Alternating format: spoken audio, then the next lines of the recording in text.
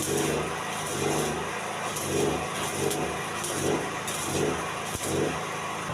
watch what happens. So you can see that. So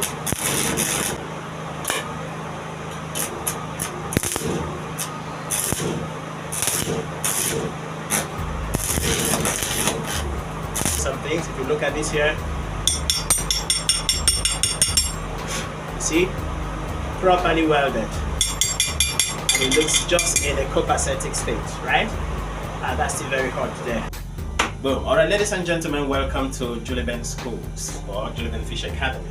This is Juliben, your tech guy. Alright, so welcome once again. In this video, we're going to show you guys how you can actually construct a welding machine using very common materials, okay? The basic materials you will need for this welding machine is just two transformers coming from a microwave machine, okay? You can use a condemned microwave machine, but make sure that you don't use a condemned transformer in the process. What actually condemns a microwave machine is the filaments and the transformers. Those are the two basic things there, okay? If the filament is gone, just forget about it. If you can replace it, that's fine. So if you are able to get two transformers from a condemned microwave machine, you can actually design a welded machine and it will work perfectly. Now, this is the working principle, just a very quick overview. If you have one or two, but two is usually better for a better stamina. If you have two transformers from a microwave machine, if you are able to disconnect the secondary winding and loop your own winding using a 4mm wire so as to achieve a voltage between 30 to 40 volts, then you're ready to weld. Now, enough of this theoretical talk. It is high time we go into the details of how to construct this and then show you how it works. In fact, the construction has been made. If you have not been able to watch the videos, just go through the playlist. You're going to see the step-by-step procedures on how we managed to get where we are right now. Okay, so right away, I'm going to show you how everything looks like, the procedures involved, and what it takes to get it done on your own part, wherever you find yourself in the world. If you have not subscribed to our channel, please do so. Click the subscription button because a lot of videos are on their way coming. In fact, we already have a lot of them listed on the platform, which will be dropping virtually every 2 months as the case may be. Subscribe and share. Alright, so let's go into the details of how it works.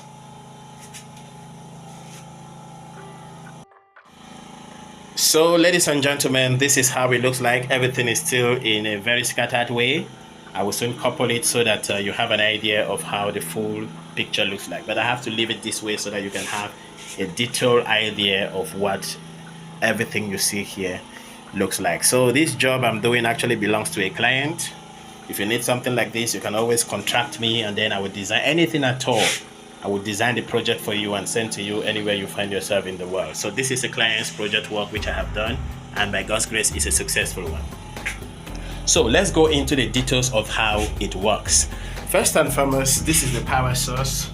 Okay, so the power source goes through here and then it comes here to the switch. Yeah, this is the down part of the switch.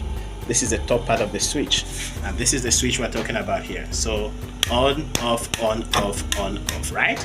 So by the time you put it on, 220 volts, depending on the one coming in your location. In some areas it's about 110, 115, but on the normal standard, you're expected to have between 220 to, 230 volts. So by the time you put on the switch, what happens is that the voltage coming from here will go through these two terminals, okay? So the first terminal is this blue wire. It travels and gets here. Now on getting to this junction, it goes through this red wire, and then from there it enters this device, which is called a voltage regulator. So the voltage regulator is aimed at doing what? The voltage regulator is aimed at either increasing or reducing voltage for you, okay? So you can actually use a very high voltage to weld. At the end of the day, you discover that it's destroying your properties or your materials, as the case may be. So you may need just a lower voltage, a voltage slightly lower than that, so that you can work effectively. So you need something like this called a voltage regulator. So by the time you turn this knob, it increases the voltage and reduces the voltage accordingly. Now, as the 220 volts gets into this voltage regulator, it will output the required voltage by virtue of your winding here, your turning here, that will now flow into the transformer. We have two transformers here, the first and the second transformer. So on getting through the transformer, which is the first transformer, is looped back into the second transformer, and you have it here. Now, that is the first leg coming from your 220 volts. Now, the second leg coming from your 220 volt actually travels down to this junction as well. So virtually these two junctions are 220 volts, okay, when connected. And then it goes through here. From here, it enters the second leg of the transformer, and then it's looped to this level. So these transformers, if you look at them very well, they are connected in parallel, okay? Now, the reason why they are connected in parallel is so that both transformers can function as one. Both of them cannot function independently. It won't give you an output. So you must connect them in parallel. So that powers the transformers. The voltage entering the primary winding of this transformer is 220 volts. Same thing with this 220 volts. Now, these windings were designed by me. I had to remove the secondary windings that were here before so that I can achieve my own winding with 4 mm wire to give me between 30 to 40 volts. Good. So on coming to this point, what happens is that when 220 volts is set into the primary winding, it steps down the voltage to 40 volts. And the 40 volts travels, not really 40 volts per se, it steps down the voltage, or it induces a particular voltage in this winding depending on the number of turns you have. For example, what I have here is a total of 17 windings. What I have here is a total of 23 windings. By the time you add the two together, that's about 40 windings, okay? So it induces a voltage in this system. From my voltmeter calculation, the amount of voltage induced here is 15 volts from 220 volts. So 220 volts enter here, and only 15 is induced in this winding because I have just 17 winding here. Now, on coming to this second transformer, 220 volt is induced here, but what comes through the secondary winding is just 20 volts, right? So, and these two transformers are looped together in series. So you take your winding, let me take you to the back. You see how the back looks like? So this is the first terminal that goes through here, winds up to 17 turns, and then it goes through here, enters this transformer, winds up to about 23 turns, and then it comes out. So we have two terminals. This is the first terminal. This first terminal is connected to this particular knob here. You see this knob? And that is what you see outside here as the black head, okay? And this black head, I'm connecting this one to the earth, right? Now, the second leg is going through this knob here, which I am connecting straight to my handle, okay? For welding, straight to my handle. Now, the truth is that you can actually decide to swap them. There is no particular leg that should go for earth or a particular leg that should go for the handle. You can swap them, it will work. All you are doing is just to successfully spark between 30 to 40 volts induced by the two transformers. So you're sparking them together, and in the process of sparking this voltage by short-circuiting them, it gives you what you need for welding. That's just the whole concept here. Now, that is that for the two transformers. Now, if you check, we have here a voltmeter. So this is a voltmeter. This is the face of the voltmeter. As you're turning this knob, it will be reading from here. I'm going to demonstrate that so that you see very shortly. So as you turn through, the voltmeter will read the amount of voltage here that you are regulating. This is just an indicator light, okay? And then these ones are the earth. So basically that is how it works. And then not forgetting, because after using this for a while, if you touch these transformers, you will discover that they have started heating up, okay? Yeah, you can actually use this to do very heavy jobs, like you want to use it in gate constructions and all that. No, it will catch fire. Come on. This is just an experimental setup to weld very little things. Maybe you want to fix something at home, you want to do 1 or 2 weldings just for a short period of time, won't take you 20 minutes or 15 minutes, you're done, then you need something like this. But you have to work for hours, then you have to use about 4 of these transformers. All of them look together in parallel with their windings look together in series, and that will give you more stamina for you to be able to work heavy jobs. Okay, so because of the heating that will take place in the process, there is a need for fans that will cool the system, and those are the fans you see here. Good. So I have 2 fans here connected in parallel as well. So this is the first fan, this is the second fan. Okay, now these are 2 12-volt DC fans. The big question is, what is coming in here is 220 volts. How do I power a 12-volt fan with 220 volts? All you need is an adapter. And that adapter will convert 220 volts for you to 12 volts required to power these 2 fans. And that is the adapter you see here that I forged at the top here. So this adapter actually collects AC power from here, and then these are the terminals. I'm going to connect that shortly, and then goes in here as 220, but what comes out here is just 12 volts, which powers these 2 fans connected in parallel. And that will help in cooling these 2 transformers in the course of running it. So gentlemen and ladies, this is the welding machine designed from 2 transformers coming from a microwave machine, and this is how it is. So now right away I'm going to connect everything and show you how it works. Thanks for watching, guys. So let's go ahead and work on the system and get it tested.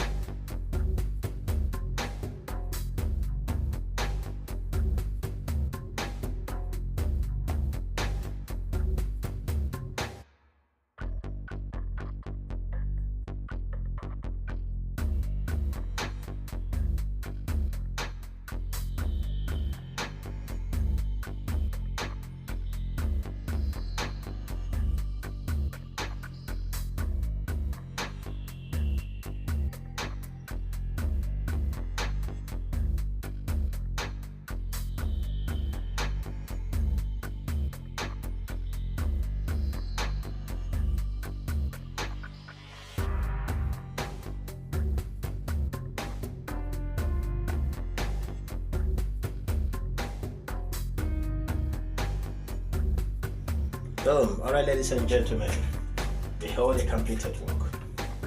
Yeah, this is made in Nigeria, precisely Benin City, Edo State, okay, by Joliben Schools.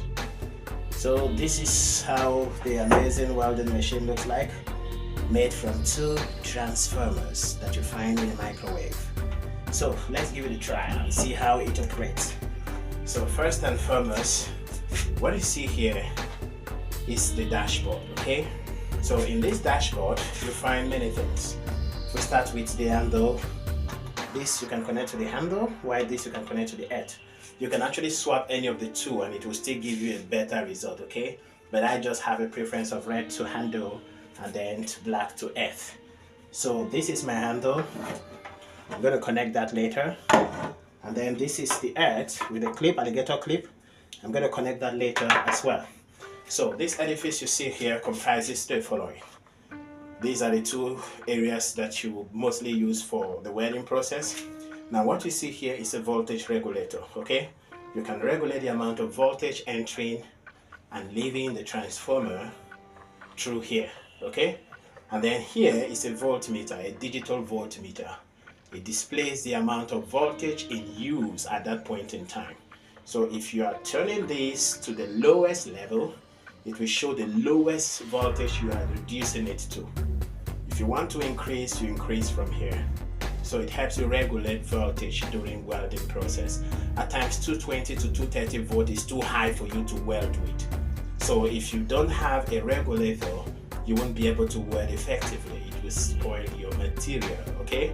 So you have to regulate from here to have the appropriate voltage of choice. And then here is an indicator light. It's just here to show that there is power in the entire setup, okay? Then what you see here is a switch. This switch will switch off the entire system and switch on the entire system, as the case may be. And then you will see some oxygen vents around here. And then you also see some oxygen vents around here. So all these have fans from within that blows and maintain a smooth atmosphere within the welding machine. So everything you see here is copacetically done and is very strong and very rigid. You can turn it upside down, nothing is happening. So everything here is well arranged and in very, very good condition. So at this point, we are going to test run it and see how it operates effectively. So first, I would like to connect the handle. So this is my handle. I take this and I'll use this clip. First lose this. So once you lose this, the next thing you would like to do is to connect.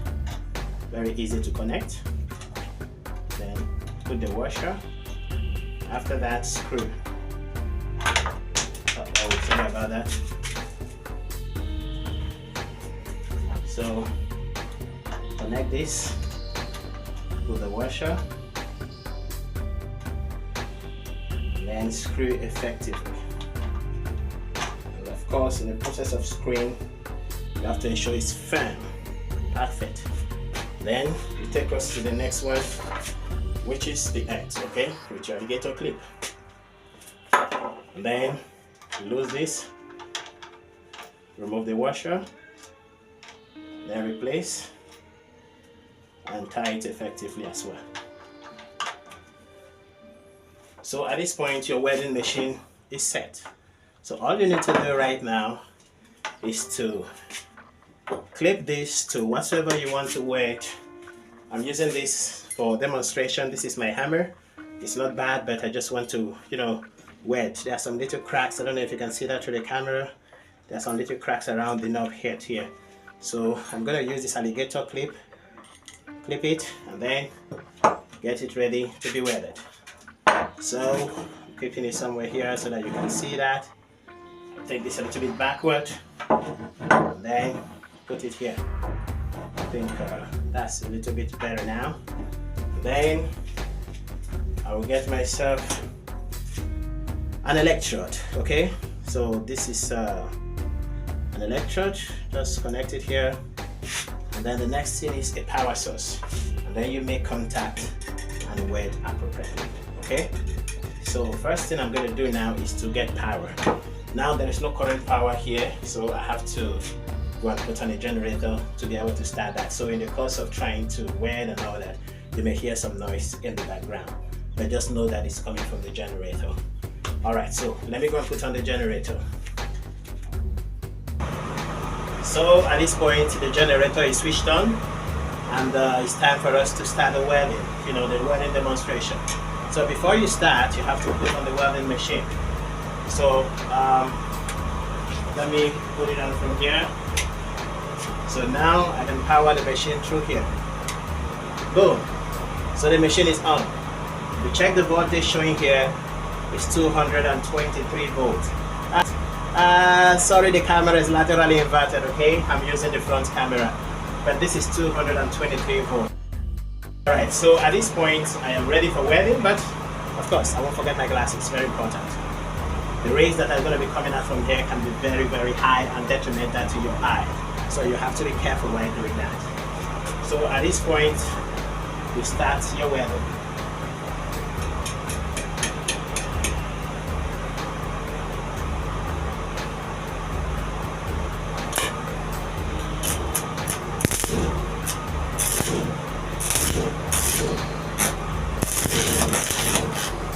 Now we want to demonstrate what happens when you use the regulator to weld, okay? We start with the highest voltage and then take it down to the lowest voltage and see what comes out of it. So if I reduce it from here, you see, it decreases. Now it's at 150 something, it's fluctuating, taking it low. Now it is at 106, 109, lower again. That's about 14 volts, okay? So 14 volts is what is entering the primary current as we speak, the primary winding as we speak. So if I take it to the lowest minimum, it seems to go up because it's almost at 0 voltage. So I'll take it up again and then it picks up. So this is 16, quite very, very low. So if we take it lower than that, there's no voltage, so it cannot pick up. So at this point it comes up, and then this is the highest voltage, which is 223, and that is between 220 and 230 volts. So if I'm welding at this stage, I'm using a very high voltage. So in the process of welding, maybe it's spoiling what I'm doing, it's destroying what I'm doing, I can actually reduce the voltage from here and weld at a lower voltage. Now there exists a level where you will lower this voltage and you will not be able to weld. So welding will not be possible because the voltage is too low. Okay, so let's get started and see what comes out of it. So first, I want to still weld this hammer, okay? I'll put my alligator clip just here.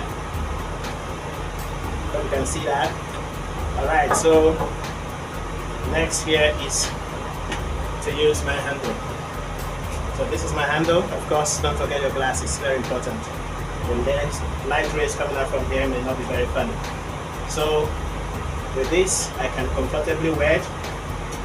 No, let me take it to the maximum first. So this is maximum, okay? Now,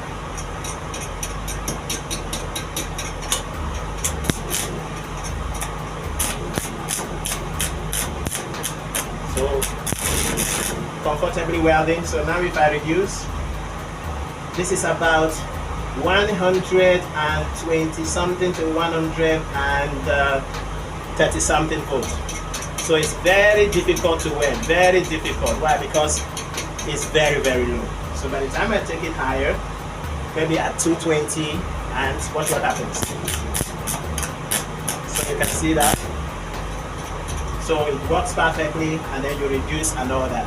So basically that is how it works. Some things, if you look at this here, you see, properly welded.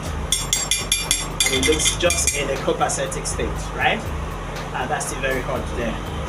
So if you need something like this, you can always call on me. My phone number is displayed on the screen. You can call on me, subscribe to our YouTube channel, and you will definitely see as many other videos as possible. This is a project work done for a client. If you need something like this or any project work at all that has to do with electrical work, just let me know. And even mechanical work, we can design that and send to you anywhere you find yourself in the world, okay? I designed the fuelless generator before. You can check my YouTube channel, go to the technology part of the playlist and you're going to see them there. Just go through it as well and see how an engine works without fuel, without water, and without oil. Thanks for watching. This is Julian Schools. Boom. And Julian Fish Academy as well. Boom.